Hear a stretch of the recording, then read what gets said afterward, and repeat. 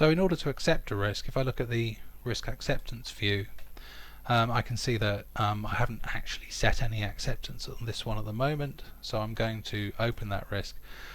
So you wouldn't accept a risk until its residual level is low enough to be acceptable, so probably I wouldn't accept a risk until it's green.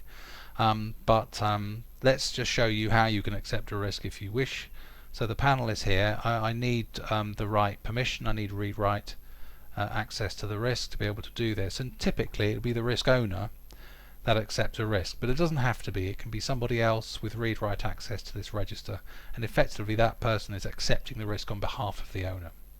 So I can add an acceptance, and what you get is a dialog that shows you, who's doing the accepting and the date and where the risk started, the initial, where it is now, and whether or not that is acceptable. I'm going to say accepted just for the sake of example, and my rationale is, although not green, this risk, etc., etc.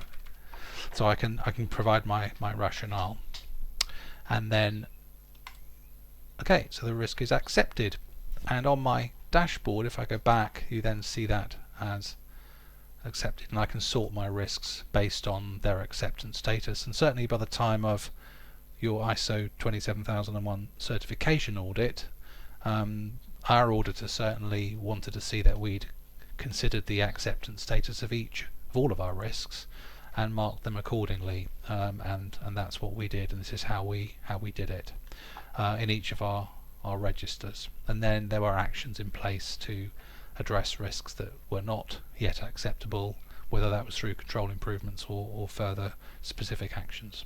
But that's how you can accept a risk in Stream.